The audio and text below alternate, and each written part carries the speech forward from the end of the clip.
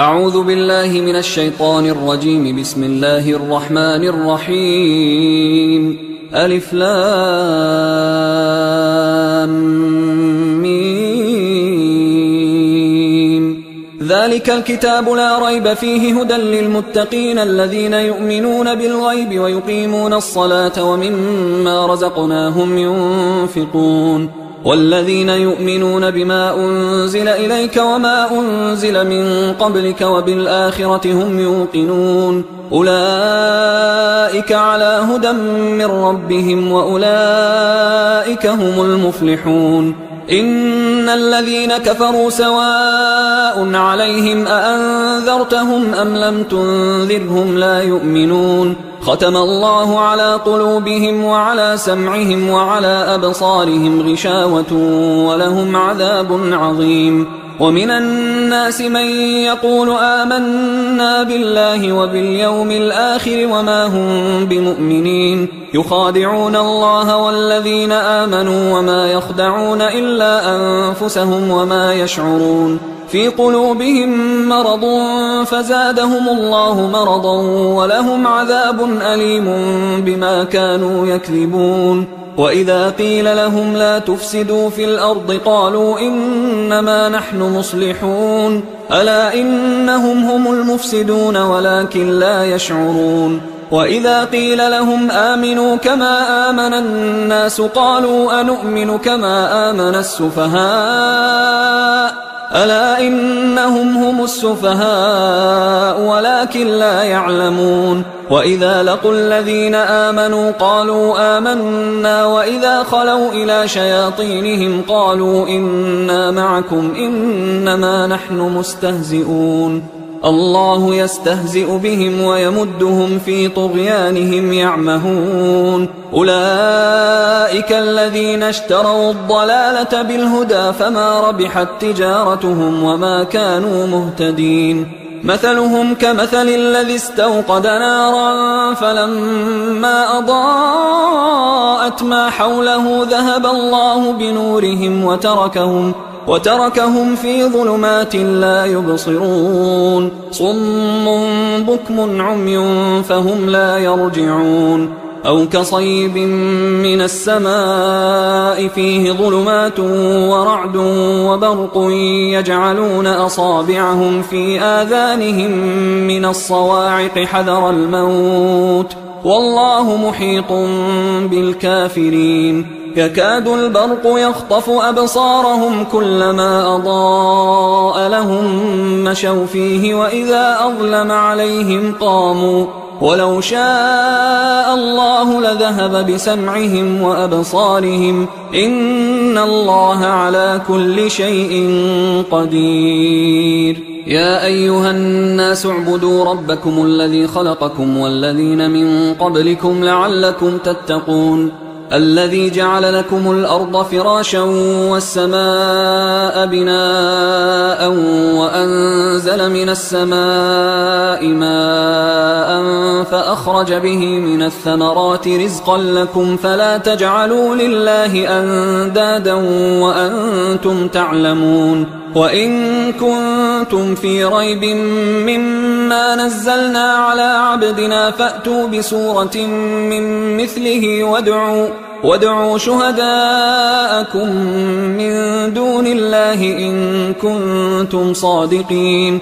فإن لم تفعلوا ولن تفعلوا فاتقوا النار التي وقودها الناس والحجارة أعدت للكافرين. وبشر الذين آمنوا وعملوا الصالحات أن لهم جنات تجري من تحتها الأنهار كلما رزقوا منها من ثمرة رزقا قالوا هذا الذي رزقنا من قبل وأتوا به متشابها ولهم فيها أزواج مطهرة وهم فيها خالدون.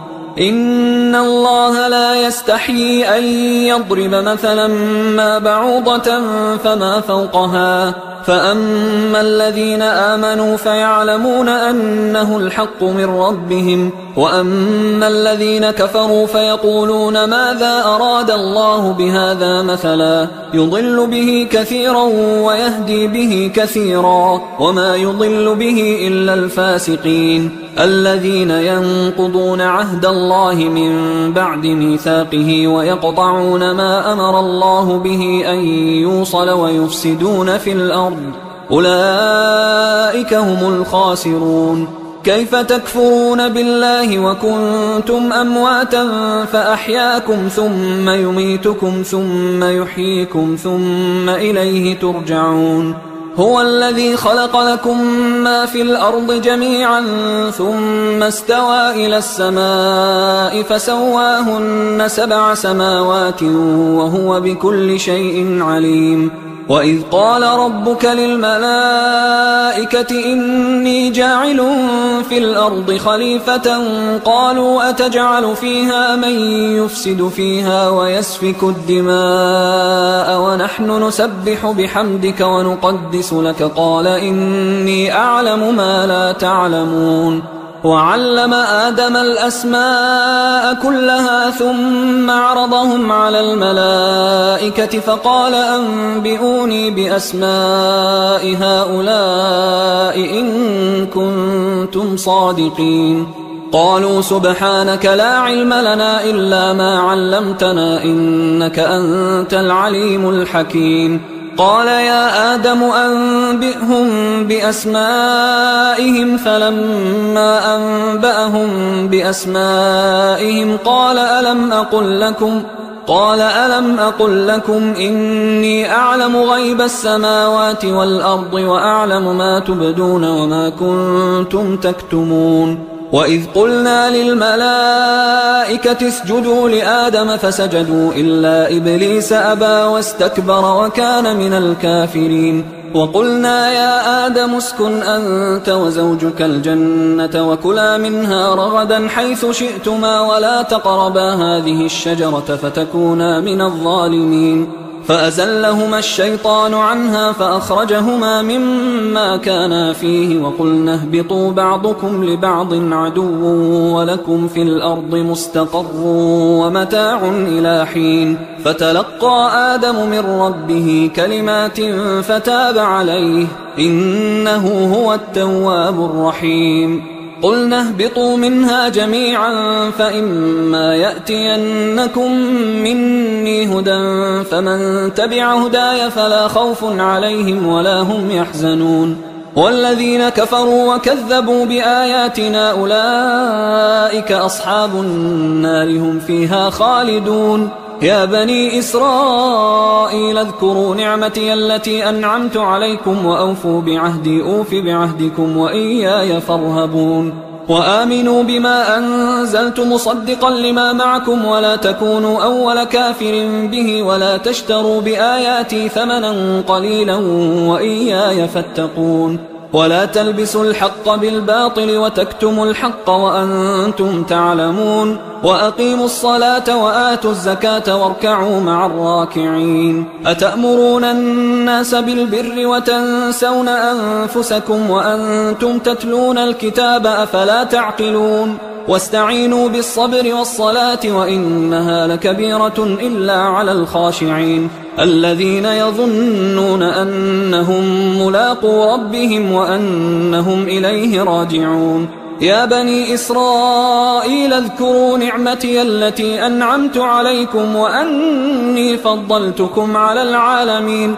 واتقوا يوما لا تجزي نفس عن نفس شيئا ولا يقبل منها شفاعة ولا يؤخذ منها عدل ولا هم ينصرون. وإذ نجيناكم من آل فرعون يسومونكم سوء العذاب يذبحون أبناءكم ويستحيون نساءكم وفي ذلكم بلاء من ربكم عظيم. وإذ فرقنا بكم البحر فأنجيناكم وأغرقنا آل فرعون وأنتم تنظرون. وإذ واعدنا موسى 40 ليلة ثم اتخذتم العجل من بعده وأنتم ظالمون.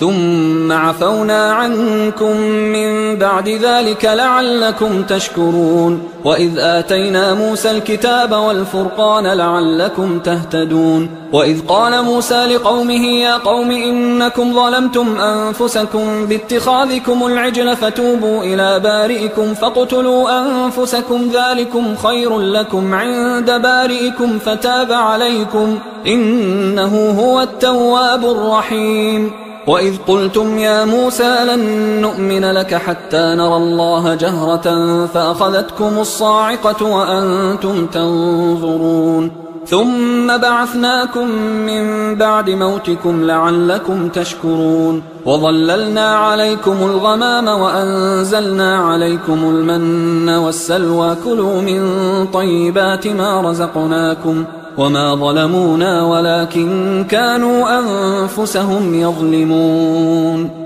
وإذ قلنا ادخلوا هذه القرية فكلوا منها حيث شئتم رغدا وادخلوا الباب سجدا وقولوا حطة نغفر لكم خطاياكم وسنزيد المحسنين فبدل الذين ظلموا قولا غير الذي قيل لهم فأنزلنا على الذين ظلموا رجزا من السماء بما كانوا يفسقون وإذ استسقى موسى لقومه فقلنا اضرب بعصاك الحجر فانفجرت منه 12 عينا قد علم كل أناس مشربهم كلوا واشربوا من رزق الله ولا تعثوا في الأرض مفسدين وإذ قلتم يا موسى لن نصبر على طعام واحد فادع لنا ربك يخرج لنا مما تنبت الأرض من بقلها وقثائها وفومها وعدسها وبصلها قال أتستبدلون الذي هو أدنى بالذي هو خير اهبطوا مصرا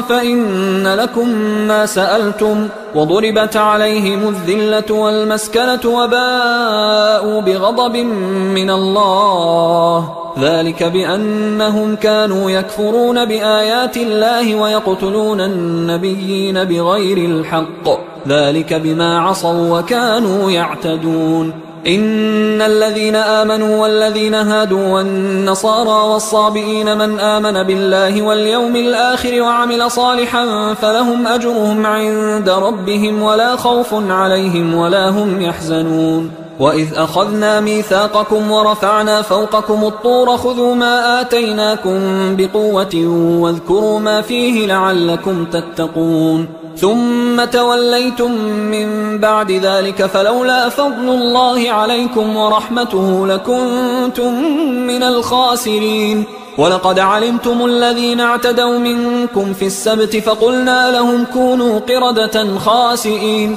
فجعلناها نكالا لما بين يديها وما خلفها وموعظة للمتقين وإذ قال موسى لقومه إن الله يأمركم أن تذبحوا بقرة قالوا أتتخذنا هزوا قال أعوذ بالله أن أكون من الجاهلين قالوا ادع لنا ربك يبين لنا ما هي قال إنه يقول إنها بقرة لا فارض ولا بكر عوان بين ذلك فافعلوا ما تؤمرون قالوا ادع لنا ربك يبين لنا ما لونها قال إنه يقول إنها بقرة صفراء فاقع لونها تسر الناظرين قالوا ادع لنا ربك يبين لنا ما هي إن البقرة شابه علينا وإنا إن شاء الله لمهتدون قال إنه يقول إنها بقرة لا ذلول تثير الأرض ولا تسقي الحرث مسلمة لا شية فيها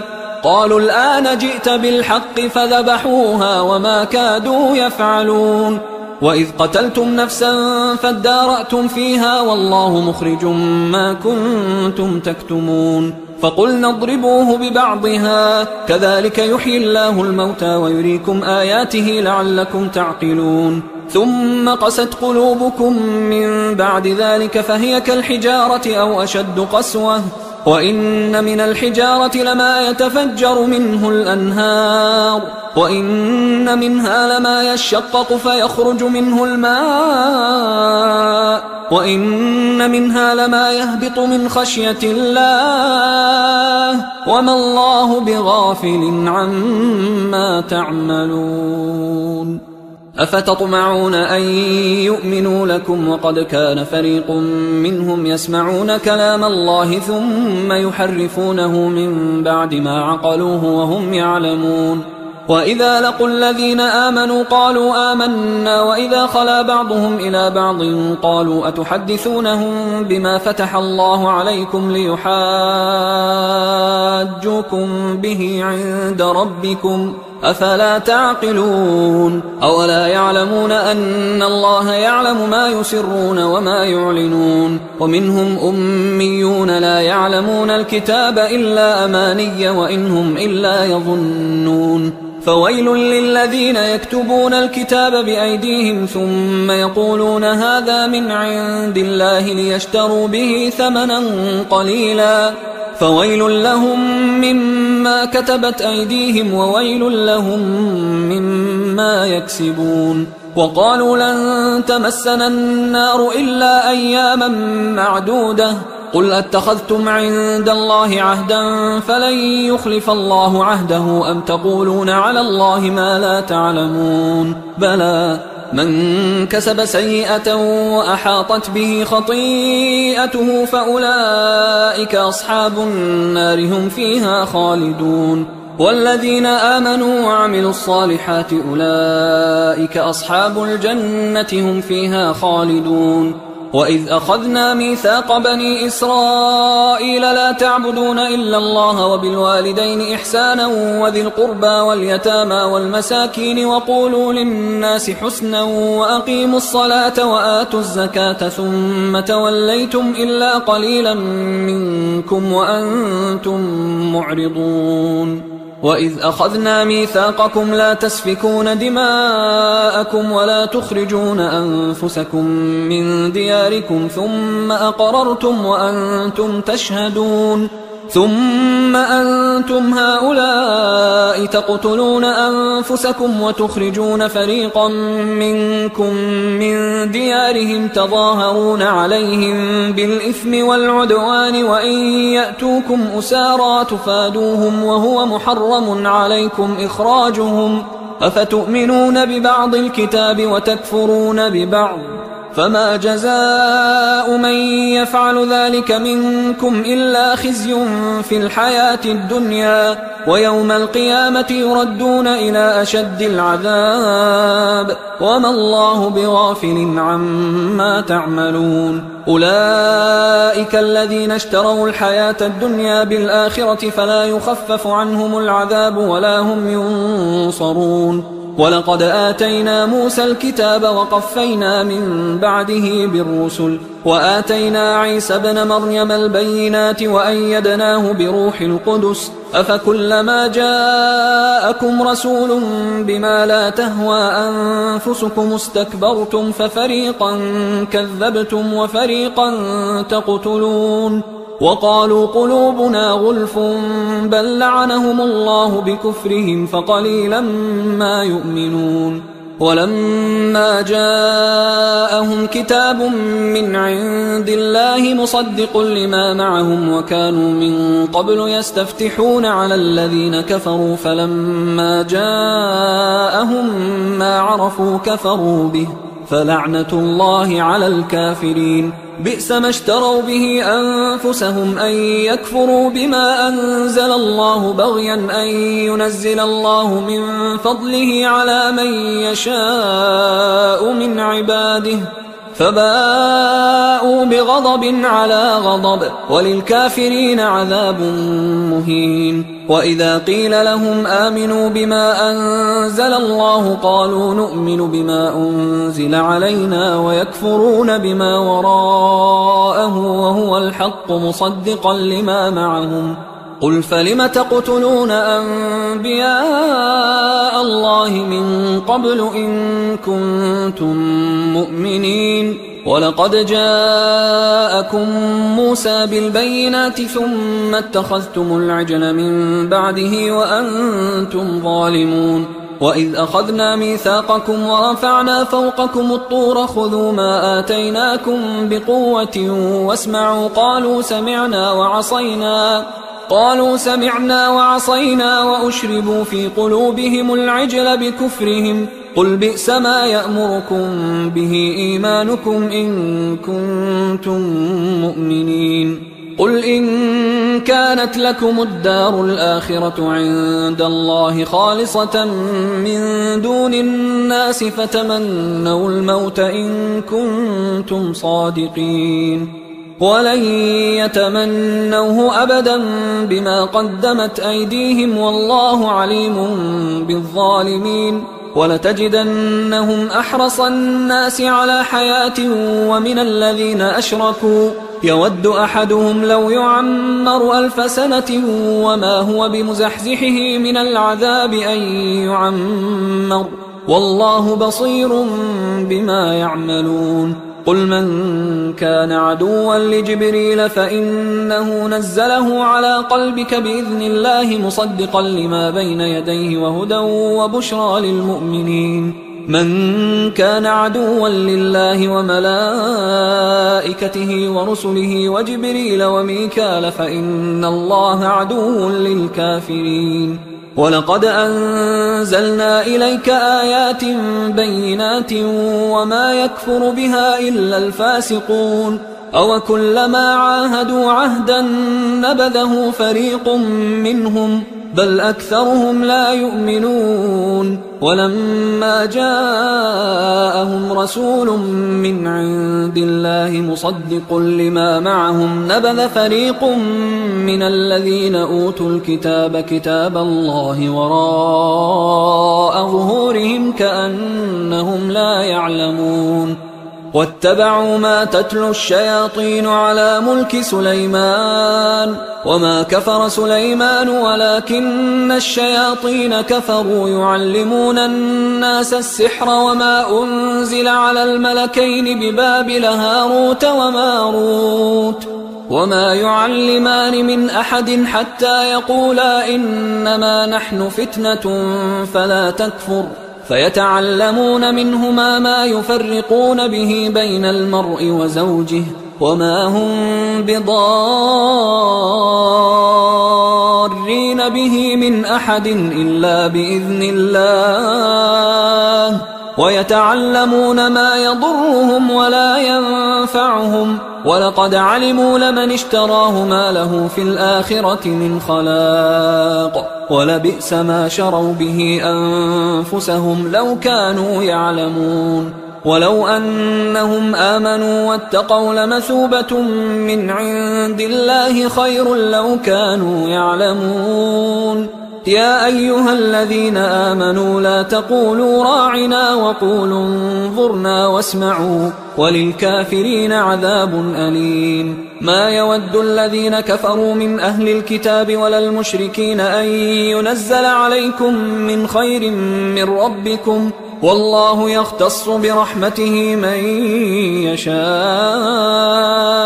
والله ذو الفضل العظيم ما ننسخ من آية أو ننسها نأت بخير منها أو مثلها ألم تعلم أن الله على كل شيء قدير ألم تعلم أن الله له ملك السماوات والأرض وما لكم من دون الله من ولي ولا نصير أم تريدون أن تسألوا رسولكم كما سئل موسى من قبل ومن يتبدل الكفر بالإيمان فقد ضل سواء السبيل ود كثير من أهل الكتاب لو يردونكم من بعد إيمانكم كفارا حسدا من عند أنفسهم من بعد ما تبين لهم الحق فاعفوا واصفحوا حتى يأتي الله بأمره إن الله على كل شيء قدير وأقيموا الصلاة وآتوا الزكاة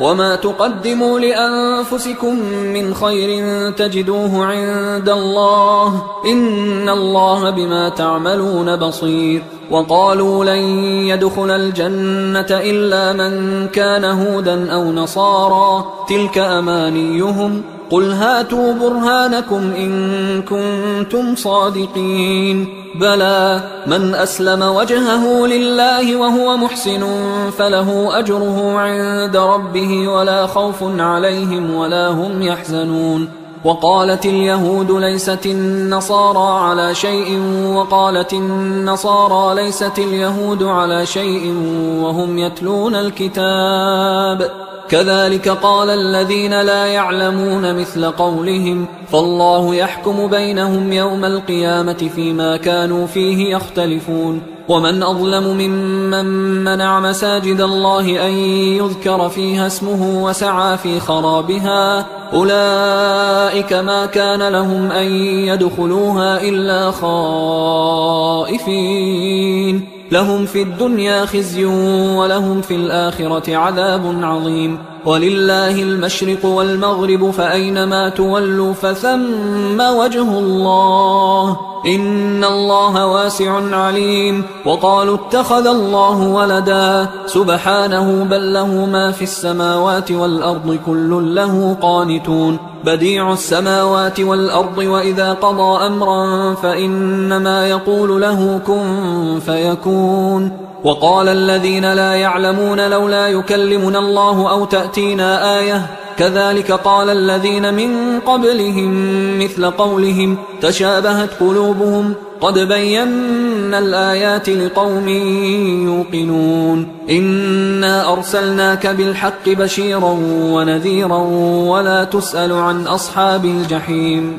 ولن ترضى عنك اليهود ولا النصارى حتى تتبع ملتهم قل إن هدى الله هو الهدى ولئن اتبعت أهواءهم بعد الذي جاءك من العلم ما لك من الله من ولي ولا نصير الذين آتيناهم الكتاب يتلونه حق تلاوته أولئك يؤمنون به ومن يكفر به فأولئك هم الخاسرون يا بني إسرائيل اذكروا نعمتي التي أنعمت عليكم وأني فضلتكم على العالمين واتقوا يوما لا تجزي نفس عن نفس شيئا ولا يقبل منها عدل ولا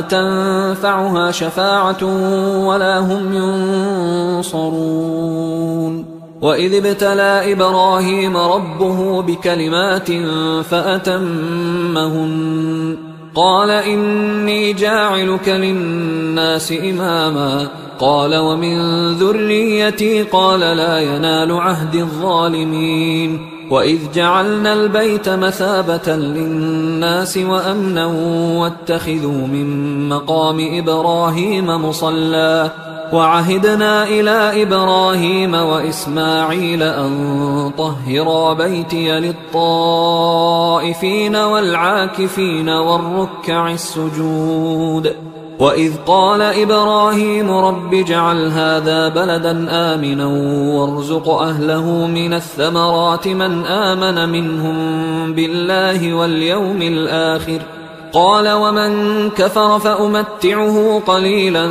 ثم أضطره إلى عذاب النار وبئس المصير وإذ يرفع إبراهيم القواعد من البيت وإسماعيل ربنا تقبل منا إنك أنت السميع العليم ربنا وجعلنا مسلمين لك ومن ذريتنا أمة مسلمة لك وأرنا مناسكنا وتب علينا إنك أنت التواب الرحيم ربنا وابعث فيهم رسولا منهم يتلو عليهم آياتك ويعلمهم الكتاب والحكمة ويزكيهم إنك أنت العزيز الحكيم ومن يرغب عن ملة إبراهيم إلا من سفه نفسه ولقد اصطفيناه في الدنيا وإنه في الآخرة لمن الصالحين إذ قال له ربه أسلم قال أسلمت لرب العالمين. ووصى بها إبراهيم بنيه ويعقوب يا بني إن الله اصطفى لكم الدين فلا تموتن إلا وأنتم مسلمون. أم كنتم شهداء إذ حضر يعقوب الموت إذ قال لبنيه ما تعبدون من بعدي قالوا نعبد إلهك وإله آبائك إبراهيم وإسماعيل وإسحاق إلها واحدا ونحن له مسلمون. تلك أمة قد خلت لها ما كسبت ولكم ما كسبتم ولا تسألون عما كانوا يعملون. وقالوا كونوا هودا أو نصارى تهتدوا قل بل ملة إبراهيم حنيفا وما كان من المشركين. قولوا آمنا بالله وما أنزل إلينا وما أنزل إلى إبراهيم وإسماعيل وإسحاق ويعقوب والأسباط وما أوتي موسى وعيسى وما أوتي النبيون من ربهم لا نفرق بين أحد منهم ونحن له مسلمون. فإن آمنوا بمثل ما آمنتم به فقد اهتدوا وإن تولوا فإنما هم في شقاق فسيكفيكهم الله وهو السميع العليم. صبغة الله ومن أحسن من الله صبغة ونحن له عابدون. قل أتحاجوننا في الله وهو ربنا وربكم ولنا أعمالنا ولكم أعمالكم ونحن له مخلصون. أم تقولون إن إبراهيم وإسماعيل وإسحاق ويعقوب والأسباط كانوا هودا أو نصارى قل أأنتم أعلم أم الله ومن أظلم ممن كتم شهادة عنده من الله وما الله بغافل عما تعملون. تلك أمة قد خلت لها ما كسبت ولكم ما كسبتم ولا تسألون عما كانوا يعملون. سيقول السفهاء من الناس ما ولاهم عن قبلتهم التي كانوا عليها قل لله المشرق والمغرب يهدي من يشاء إلى صراط مستقيم. وكذلك جعلناكم أمة وسطا لتكونوا شهداء على الناس ويكون الرسول عليكم شهيدا. وما جعلنا القبلة التي كنت عليها إلا لنعلم من يتبع الرسول ممن ينقلب على عقبيه وإن كانت لكبيرة إلا على الذين هدى الله وما كان الله ليضيع إيمانكم إن الله بالناس لرؤوف رحيم. قد نرى تقلب وجهك في السماء فلنولينك قبلة ترضاها فول وجهك شطر المسجد الحرام وحيث ما كنتم فولوا وجوهكم شطره وإن الذين أوتوا الكتاب ليعلمون أنه الحق من ربهم وما الله بغافل عما يعملون. ولئن أتيت الذين أوتوا الكتاب بكل آية ما تبعوا قبلتك وما أنت بتابع قبلتهم وما بعضهم بتابع قبلة بعض ولئن اتبعت أهواءهم من بعد ما جاءك من العلم إنك إذا لمن الظالمين. الذين آتيناهم الكتاب يعرفونه كما يعرفون أبناءهم وإن فريقا منهم ليكتمون الحق وهم يعلمون الحق من ربك فلا تكونن من الممترين ولكل وجهة هو موليها فاستبقوا الخيرات أينما تكونوا يأت بكم الله جميعا إن الله على كل شيء قدير ومن حيث خرجت فول وجهك شطر المسجد الحرام وإنه للحق من ربك وما الله بغافل عما تعملون ومن حيث خرجت فول وجهك شطر المسجد الحرام وحيث ما كنتم فولوا وجوهكم شطره لئلا يكون للناس عليكم حجة إلا الذين ظلموا منهم فلا تخشوهم واخشوني ولأتم نعمتي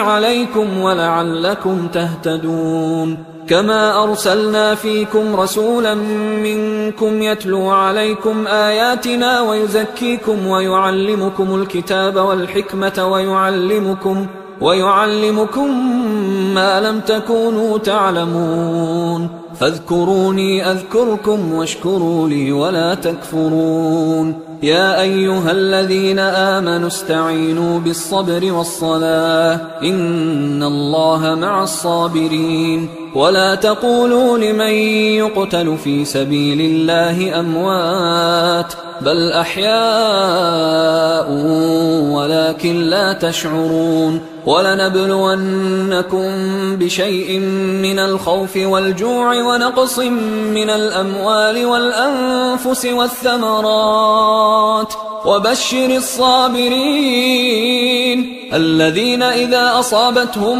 مصيبة قالوا إنا لله وإنا إليه راجعون أولئك عليهم صلوات من ربهم ورحمة وأولئك هم المهتدون إن الصفا والمروة من شعائر الله فمن حج البيت أو اعتمر فلا جناح عليه أن يطوف بهما ومن تطوع خيرا فإن الله شاكر عليم إن الذين يكتمون ما أنزلنا من البينات والهدى من بعد ما بيناه للناس في الكتاب أولئك يلعنهم الله ويلعنهم اللاعنون إلا الذين تابوا وأصلحوا وبينوا فأولئك أتوب عليهم وأنا التواب الرحيم إن الذين كفروا وماتوا وهم كفار أولئك عليهم لعنة الله والملائكة والناس أجمعين خالدين فيها لا يخفف عنهم العذاب ولا هم ينظرون وإلهكم إله واحد لا إله إلا هو الرحمن الرحيم إن في خلق السماوات والأرض واختلاف الليل والنهار والفلك التي تجري في البحر بما ينفع الناس وما أنزل الله من السماء من ماء فأحيا به الأرض بعد موتها وبث فيها من كل دابة وتصريف الرياح والسحاب المسخر بين السماء والأرض لآيات لقوم يعقلون ومن الناس من يتخذ من دون الله أندادا يحبونهم كحب الله والذين آمنوا أشد حبا لله ولو يرى الذين ظلموا إذ يرون العذاب أن القوة لله جميعا وأن الله شديد العذاب إذ تبرأ الذين اتبعوا من الذين اتبعوا ورأوا العذاب وتقطعت بهم الأسباب وقال الذين اتبعوا لو أن لنا كرة فنتبرأ منهم كما تبرأوا منا كذلك يريهم الله أعمالهم حسرات عليهم وما هم بخارجين من النار. يا أيها الناس كلوا مما في الأرض حلالا طيبا ولا تتبعوا خطوات الشيطان إنه لكم عدو مبين. إنما يأمركم بالسوء والفحشاء وأن تقولوا على الله ما لا تعلمون. وإذا قيل لهم اتبعوا ما أنزل الله قالوا بل نتبع ما ألفينا عليه آباءنا أولو كان آباؤهم لا يعقلون شيئا ولا يهتدون.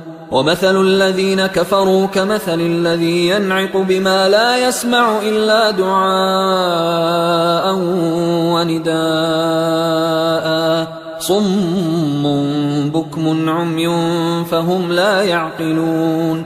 يا أيها الذين آمنوا كلوا من طيبات ما رزقناكم واشكروا لله إن كنتم إياه تعبدون.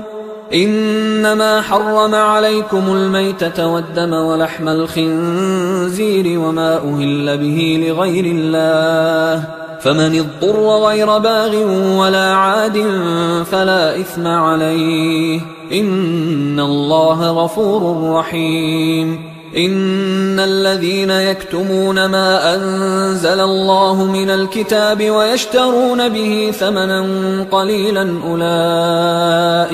أولئك ما يأكلون في بطونهم إلا النار ولا يكلمهم الله يوم القيامة ولا يزكيهم ولهم عذاب أليم. أولئك الذين اشتروا الضلالة بالهدى والعذاب بالمغفرة فما أصبرهم على النار ذلك بأن الله نزل الكتاب بالحق وإن الذين اختلفوا في الكتاب لفي شقاق بعيد.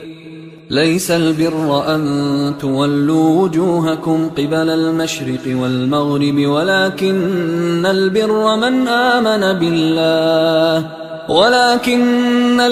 من آمن بالله واليوم الآخر والملائكة والكتاب والنبيين وآتى المال على حبه ذوي القربى واليتامى والمساكين وابن السبيل والسائلين وفي الرقاب وأقام الصلاة وآتى الزكاة والموفون بعهدهم إذا عاهدوا والصابرين في البأساء والضراء وحين البأس أولئك الذين صدقوا وأولئك هم المتقون. يا أيها الذين آمنوا كتب عليكم القصاص في القتلى الحر بالحر والعبد بالعبد والأنثى بالأنثى فمن عفي له من أخيه شيء فاتباع بالمعروف وأداء إليه بإحسان ذلك تخفيف من ربكم ورحمة فمن اعتدى بعد ذلك فله عذاب أليم. ولكم في القصاص حياة يا أولي الألباب لعلكم تتقون.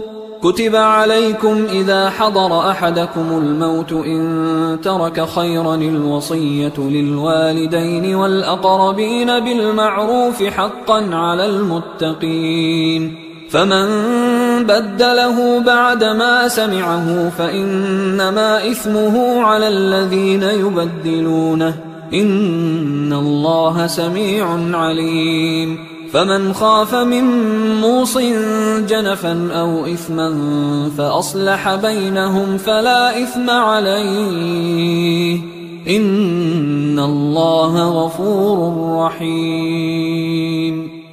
يا أيها الذين آمنوا كتب عليكم الصيام كما كتب على الذين من قبلكم لعلكم تتقون أياما معدودات، فمن كان منكم مريضا أو على سفر فعدة من أيام أخر، وعلى الذين يطيقونه فدية طعام مسكين، فمن تطوع خيرا فهو خير له، وأن تصوموا خير لكم إن كنتم تعلمون. شهر رمضان الذي أنزل فيه القرآن هدى للناس وبينات من الهدى والفرقان، فمن شهد منكم الشهر فليصمه، ومن كان مريضا أو على سفر فعدة من أيام أخر، يريد الله بكم اليسر ولا يريد بكم العسر ولتكملوا العدة ولتكبروا الله على ما هداكم ولعلكم تشكرون.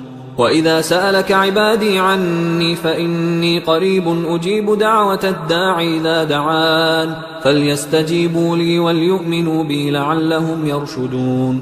أحل لكم ليلة الصيام الرفث إلى نسائكم هن لباس لكم وأنتم لباس لهن، علم الله أنكم كنتم تختانون أنفسكم فتاب عليكم وعفى عنكم، فالآن باشروهن وابتغوا ما كتب الله لكم، وكلوا واشربوا حتى يتبين لكم الخيط الأبيض من الخيط الأسود من الفجر، ثم أتموا الصيام إلى الليل، ولا تباشروهن وأنتم عاكفون في المساجد، تلك حدود الله فلا تقربوها، كذلك يبين الله آياته للناس لعلهم يتقون. ولا تأكلوا أموالكم بينكم بالباطل وتدلوا بها إلى الحكام لتأكلوا فريقا من أموال الناس بالإثم وأنتم تعلمون. يسألونك عن الأهلة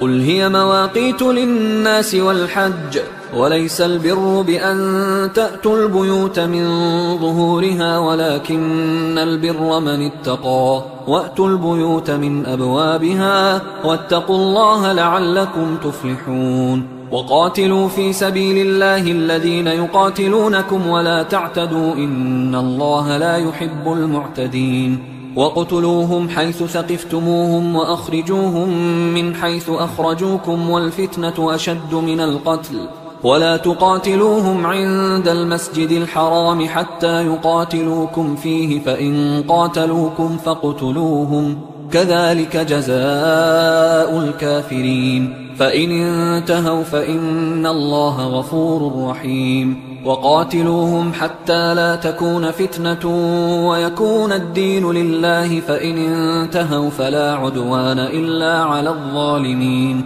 الشهر الحرام بالشهر الحرام والحرمات قصاص، فمن اعتدى عليكم فاعتدوا عليه بمثل ما اعتدى عليكم، واتقوا الله واعلموا أن الله مع المتقين. وأنفقوا في سبيل الله ولا تلقوا بأيديكم إلى التهلكة وأحسنوا إن الله يحب المحسنين. وأتموا الحج والعمرة لله، فإن أحصرتم فما استيسر من الهدي، ولا تحلقوا رؤوسكم حتى يبلغ الهدي محله، فمن كان منكم مريضا أو به أذى من رأسه ففدية من صيام أو صدقة أو نسك، فإذا أمنتم فمن تمتع بالعمرة إلى الحج فما استيسر من الهدي، فمن لم يجد فصيام 3 أيام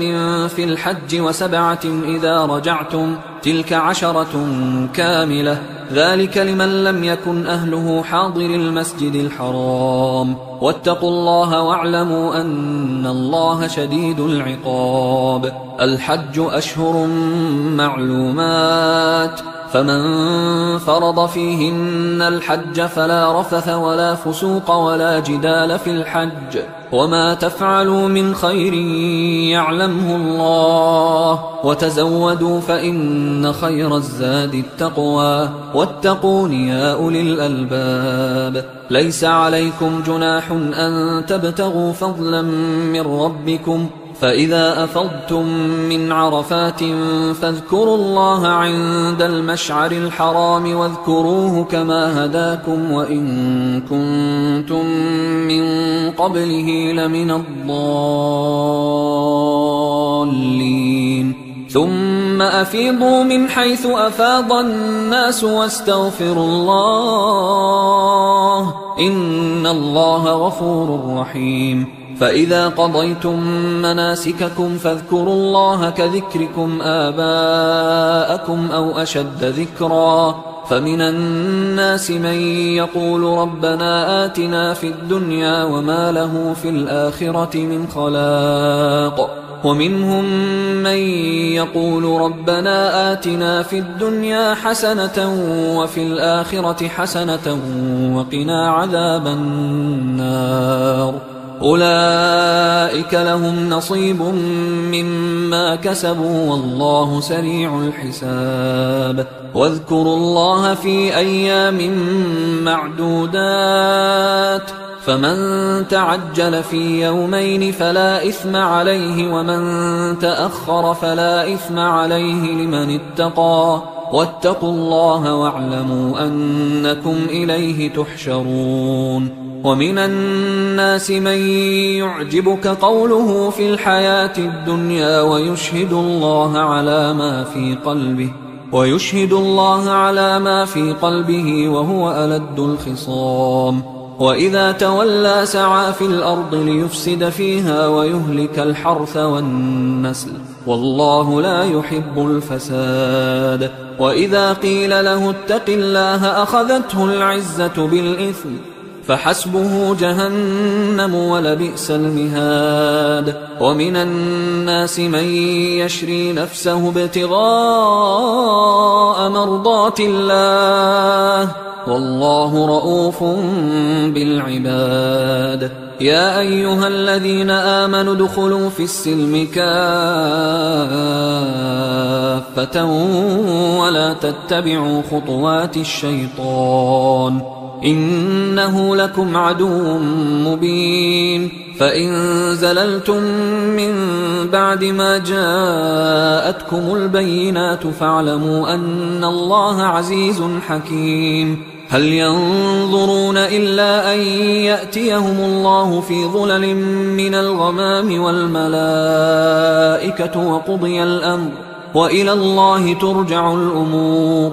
سل بني إسرائيل كم آتيناهم من آية بينة ومن يبدل نعمة الله من بعد ما جاءته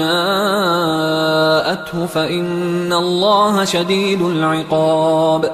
زين للذين كفروا الحياة الدنيا ويسخرون من الذين آمنوا والذين اتقوا فوقهم يوم القيامة والله يرزق من يشاء بغير حساب.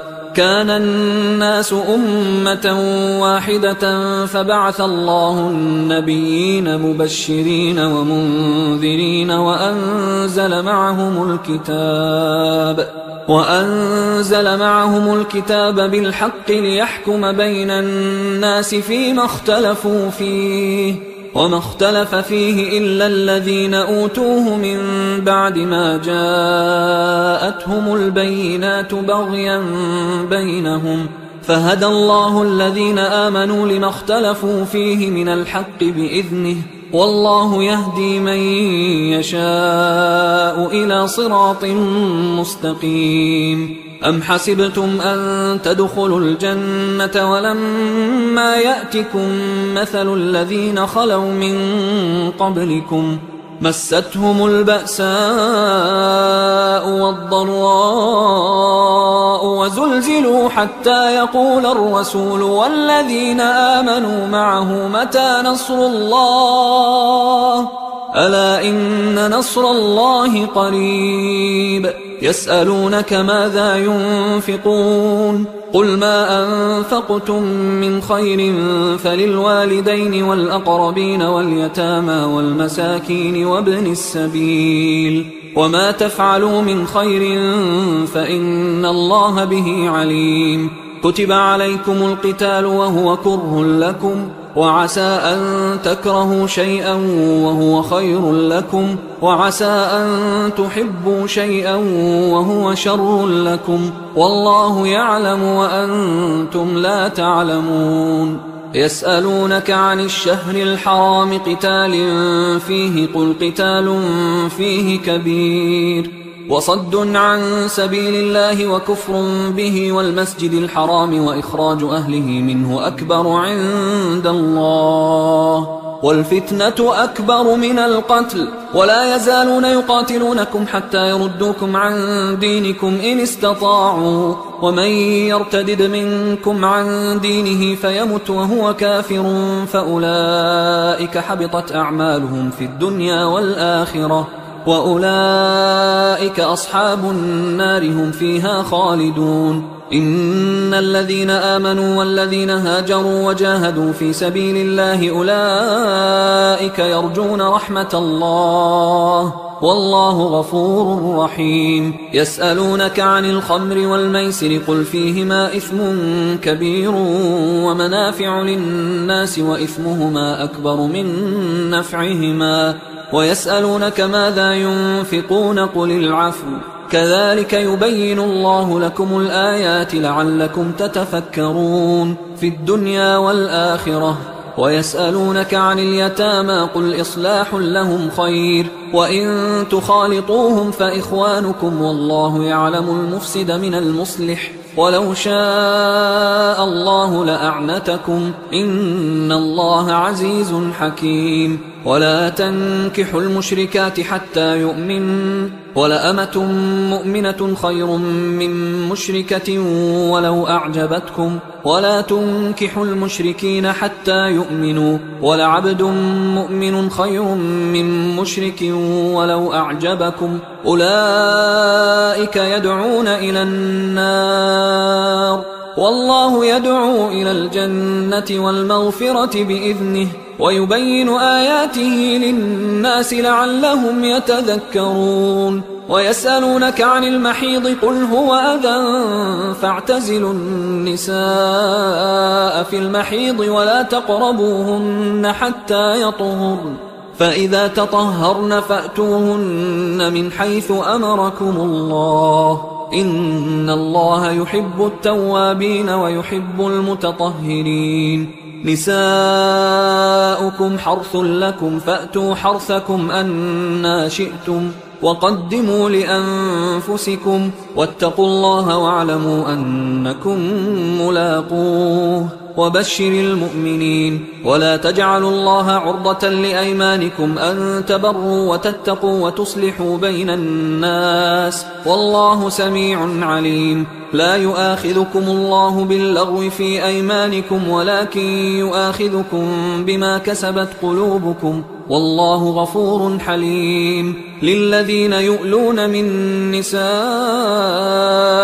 تربص 4 أشهر فإن فاءوا فإن الله غفور رحيم وإن عزموا الطلاق فإن الله سميع عليم والمطلقات يتربصن بأنفسهن 3 قروء ولا يحل لهن أن يكتمن ما خلق الله في أرحامهن إن كن يؤمن بالله واليوم الآخر وبعولتهن أحق بردهن في ذلك إن أرادوا إصلاحا ولهن مثل الذي عليهن بالمعروف وللرجال عليهن درجة والله عزيز حكيم الطلاق 2 فإمساك بمعروف أو تسريح بإحسان ولا يحل لكم أن تأخذوا مما آتيتموهن شيئا إلا أن يخافا ألا يقيما حدود الله فإن خفتم ألا يقيما حدود الله فلا جناح عليهما فيما افتدت به، تلك حدود الله فلا تعتدوها، ومن يتعد حدود الله فأولئك هم الظالمون. فإن طلقها فلا تحل له من بعد حتى تنكح زوجا غيره، فإن طلقها فلا جناح عليهما أن يتراجعا إن ظنا أن يقيما حدود الله، وتلك حدود الله يبينها لقوم يعلمون. وإذا طلقتم النساء فبلغن أجلهن فأمسكوهن بمعروف أو سرحوهن بمعروف، ولا تمسكوهن ضرارا لتعتدوا، ومن يفعل ذلك فقد ظلم نفسه. ولا تتخذوا آيات الله هزوا، واذكروا نعمة الله عليكم وما أنزل عليكم من الكتاب والحكمة يعظكم به، واتقوا الله واعلموا أن الله بكل شيء عليم. وإذا طلقتم النساء فبلغن أجلهن فلا تعضلوهن أن ينكحن أزواجهن إذا تراضوا بينهم بالمعروف، ذلك يوعظ به من كان منكم يؤمن بالله واليوم الآخر، ذلكم أزكى لكم وأطهر، والله يعلم وأنتم لا تعلمون. والوالدات يرضعن أولادهن حولين كاملين لمن أراد أن يتم الرضاعة، وعلى المولود له رزقهن وكسوتهن بالمعروف، لا تكلف نفس إلا وسعها، لا تضار والدة بولدها ولا مولود له بولده، وعلى الوارث مثل ذلك، فإن أرادا فصالا عن تراض منهما وتشاور فلا جناح عليهما. وإن أردتم أن تسترضعوا أولادكم فلا جناح عليكم إذا سلمتم ما آتيتم بالمعروف، واتقوا الله واعلموا أن الله بما تعملون بصير. والذين يتوفون منكم ويذرون أزواجا يتربصن بأنفسهن 4 أشهر و10، فإذا بلغن أجلهن فلا جناح عليكم فيما فعلن في أنفسهن بالمعروف، والله بما تعملون خبير. ولا جناح عليكم فيما عرضتم به من خطبة النساء أو أكننتم في أنفسكم، علم الله أنكم ستذكرونهن ولكن لا تواعدوهن سرا إلا أن تقولوا قولا معروفا، ولا تعزموا عقدة النكاح حتى يبلغ الكتاب أجله، واعلموا أن الله يعلم ما في أنفسكم فاحذروه، واعلموا أن الله غفور حليم. لا جناح عليكم إن طلقتم النساء ما لم تمسوهن أو تفرضوا لهن فريضة، ومتعوهن على الموسع قدره وعلى المقتر قدره متاعا بالمعروف حقا على المحسنين. وإن طلقتموهن من قبل أن تمسوهن وقد فرضتم لهن فريضة فنصف ما فرضتم إلا أن يعفون أو يعفو الذي بيده عقدة النكاح، وأن تعفوا أقرب للتقوى، ولا تنسوا الفضل بينكم، إن الله بما تعملون بصير. حافظوا على الصلوات والصلاة الوسطى وقوموا لله قانتين، فإن خفتم فرجالا أو ركبانا، فإذا أمنتم فاذكروا الله كما علمكم ما لم تكونوا تعلمون. والذين يتوفون منكم ويذرون أزواجا وصية لأزواجهم متاعا إلى الحول غير إخراج، فإن خرجن فلا جناح عليكم فيما فعلن في أنفسهن من معروف، والله عزيز حكيم. وللمطلقات متاع بالمعروف حقا على المتقين، كذلك يبين الله لكم آياته لعلكم تعقلون. ألم تر إلى الذين خرجوا من ديارهم وهم ألوف حذر الموت فقال لهم الله موتوا ثم أحياهم، إن الله لذو فضل على الناس ولكن أكثر الناس لا يشكرون. وقاتلوا في سبيل الله واعلموا أن الله سميع عليم. من ذا الذي يقرض الله قرضا حسنا فيضاعفه له أضعافا كثيرة، والله يقبض ويبسط وإليه ترجعون. ألم تر إلى الملأ من بني إسرائيل من بعد موسى إذ قالوا لنبي له مبعث لنا ملكا نقاتل في سبيل الله، قال هل عسيتم إن كتب عليكم القتال ألا تقاتلوا؟ قالوا وما لنا ألا نقاتل في سبيل الله وقد أخرجنا من ديارنا وأبنائنا، فلما كتب عليهم القتال تولوا إلا قليلا منهم، والله عليم بالظالمين. وقال لهم نبيهم إن الله قد بعث لكم طالوت ملكا، قالوا أنى يكون له الملك علينا ونحن أحق بالملك منه ولم يؤت سعة من المال، قال إن الله اصطفاه عليكم وزاده بسطة في العلم والجسم، والله يؤتي ملكه من يشاء والله واسع عليم. وقال لهم نبيهم إن آية ملكه أن يأتيكم التابوت فيه سكينة من ربكم وبقية مما ترك آل موسى وآل هارون تحمله الملائكة، إن في ذلك لآية لكم إن كنتم مؤمنين. فلما فصل طالوت بالجنود قال إن الله مبتليكم بنهر فمن شرب منه فليس مني ومن لم يطعمه فإنه مني إلا من اغترف غرفة بيده، فشربوا منه إلا قليلا منهم. فلما جاوزه هو والذين آمنوا معه قالوا لا طاقة لنا اليوم بجالوت وجنوده. قال الذين يظنون أنهم ملاقوا الله كم من فئة قليلة غلبت فئة كثيرة بإذن الله والله مع الصابرين. ولما برزوا لجالوت وجنوده قالوا ربنا أفرغ علينا صبرا وثبت أقدامنا وانصرنا على القوم الكافرين، فهزموهم بإذن الله. وقتل داود جالوت وآتاه الله الملك والحكمة وعلمه مما يشاء، ولولا دفع الله الناس بعضهم ببعض لفسدت الأرض ولكن الله ذو فضل على العالمين.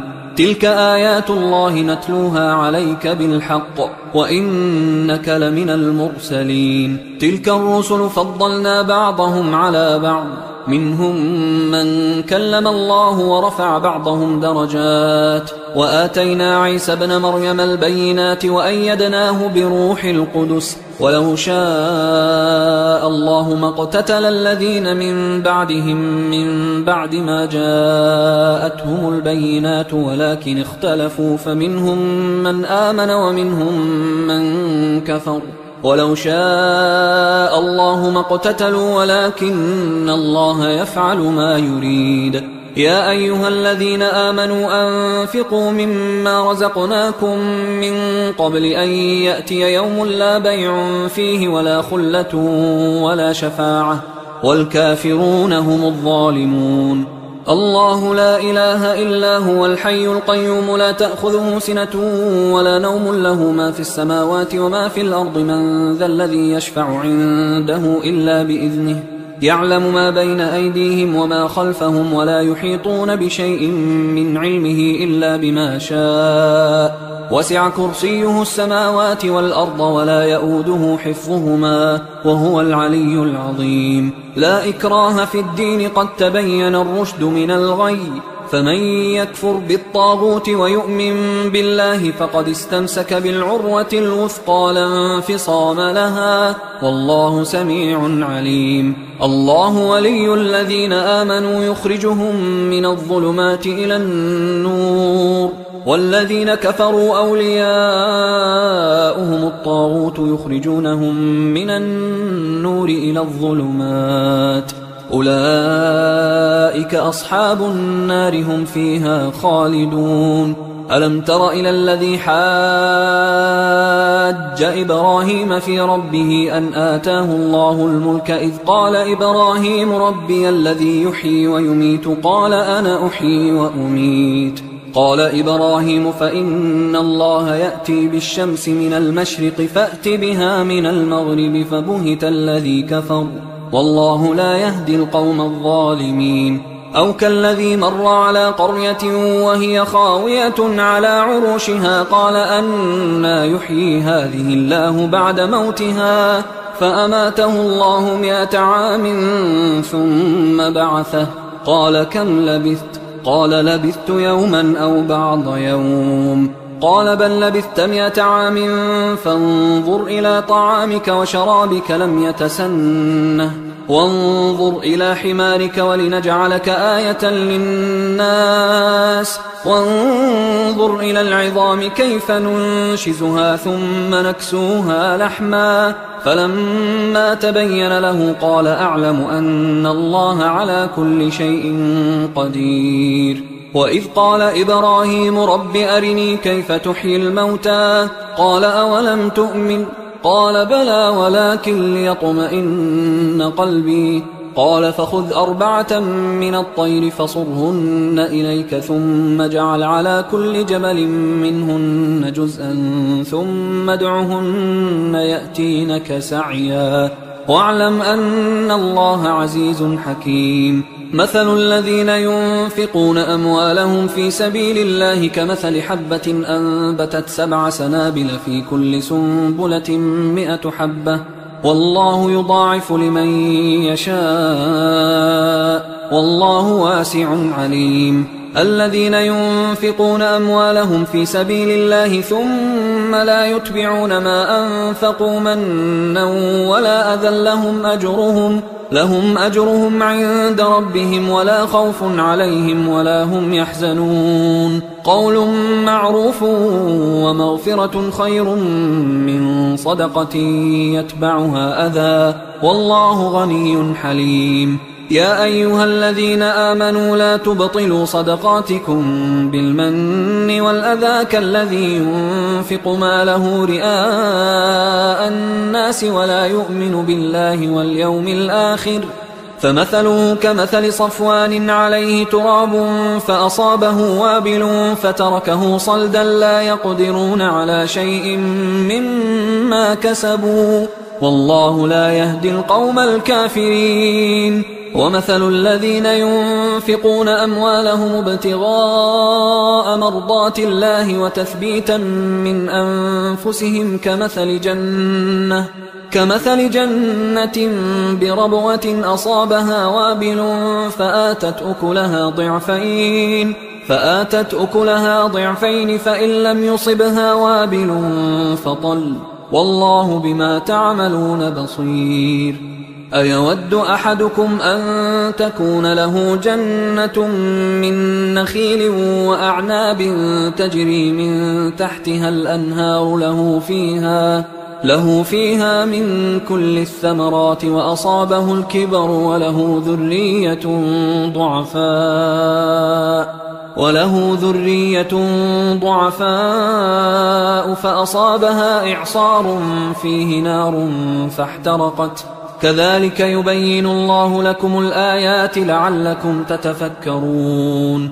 يا أيها الذين آمنوا أنفقوا من طيبات ما كسبتم ومما أخرجنا لكم من الأرض ولا تيمموا الخبيث منه تنفقون ولستم بآخذيه إلا أن تغمضوا فيه واعلموا أن الله غني حميد.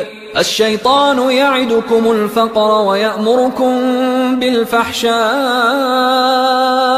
والله يعدكم مغفرة منه وفضلا والله واسع عليم. يؤتي الحكمة من يشاء ومن يؤت الحكمة فقد أوتي خيرا كثيرا وما يذكر إلا أولو الألباب. وما أنفقتم من نفقة أو نذرتم من نذر فإن الله يعلمه وما للظالمين من أنصار. إن تبدوا الصدقات فنعما هي وإن تخفوها وتؤتوها الفقراء فهو خير لكم ويكفر عنكم من سيئاتكم والله بما تعملون خبير. ليس عليك هداهم ولكن الله يهدي من يشاء وما تنفقوا من خير فلأنفسكم وما تنفقون إلا ابتغاء وجه الله وما تنفقوا من خير يوفى إليكم وأنتم لا تظلمون. للفقراء الذين أحصروا في سبيل الله لا يستطيعون ضربا في الأرض يحسبهم الجاهل أغنياء من التعفف تعرفهم بسيماهم لا يسألون الناس إلحافا وما تنفقوا من خير فإن الله به عليم. الذين ينفقون أموالهم بالليل والنهار سرا وعلانية فلهم أجرهم عند ربهم ولا خوف عليهم ولا هم يحزنون. الذين يأكلون الربا لا يقومون إلا كما يقوم الذي يتخبطه الشيطان من المس ذلك بأنهم قالوا إنما البيع مثل الربا وأحل الله البيع وحرم الربا. فمن جاءه موعظة من ربه فانتهى فله ما سلف وأمره إلى الله ومن عاد فأولئك أصحاب النار هم فيها خالدون. يمحق الله الربا ويربي الصدقات والله لا يحب كل كفار أثيم. إن الذين آمنوا وعملوا الصالحات وأقاموا الصلاة وآتوا الزكاة لهم أجرهم عند ربهم ولا خوف عليهم ولا هم يحزنون. يا أيها الذين آمنوا اتقوا الله وذروا ما بقي من الربا إن كنتم مؤمنين فإن لم تفعلوا فأذنوا بحرب من الله ورسوله وإن تبتم فلكم رؤوس أموالكم لا تظلمون ولا تظلمون. وإن كان ذو عسرة فنظرة إلى ميسرة وأن تصدقوا خير لكم إن كنتم تعلمون. واتقوا يوما ترجعون فيه إلى الله ثم توفى كل نفس ما كسبت وهم لا يظلمون. يا أيها الذين آمنوا إذا تداينتم بدين إلى أجل مسمى فاكتبوه وليكتب بينكم كاتب بالعدل ولا يأب كاتب أن يكتب كما علمه الله فليكتب وليملل الذي عليه الحق وليتق الله ربه ولا يبخس منه شيئا فإن كان الذي عليه الحق سفيها أو ضعيفا أو لا يستطيع أن يمله فليملل وليه بالعدل واستشهدوا شهيدين من رجالكم فإن لم يكونا رجلين فرجل وامرأتان ممن ترضون من الشهداء أن تضل إحداهما فتذكر إحداهما الأخرى ولا يأبى الشهداء إذا ما دعوا ولا تسأموا أن تكتبوه صغيرا أو كبيرا إلى أجله ذلكم أقسط عند الله وأقوم للشهادة وأدنى أن لا ترتابوا إلا أن تكون تجارة حاضرة تديرونها بينكم فليس عليكم جناح ألا تكتبوها، وأشهدوا إذا تبايعتم، ولا يضار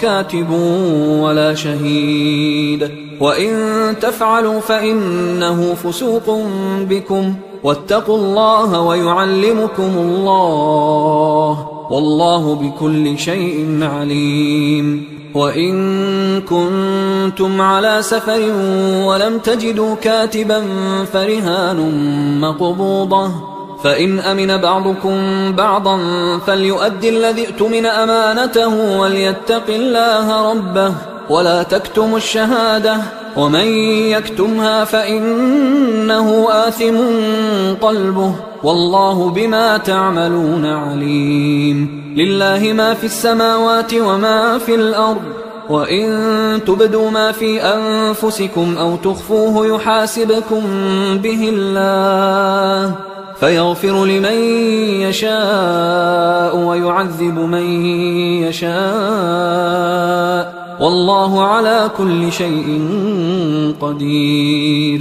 آمن الرسول بما أنزل إليه من ربه والمؤمنون كل آمن بالله وملائكته وكتبه ورسله لا نفرق بين أحد من رسله، وقالوا سمعنا وأطعنا غفرانك ربنا وإليك المصير. لا يكلف الله نفسا إلا وسعها، لها ما كسبت وعليها ما اكتسبت، ربنا لا تؤاخذنا إن نسينا أو أخطأنا، ربنا ولا تحمل علينا إصرا كما حملته على الذين من قبلنا، ربنا ولا تحملنا ما لا طاقة لنا به، واعف عنا واغفر لنا وارحمنا، أنت مولانا فانصرنا على القوم الكافرين.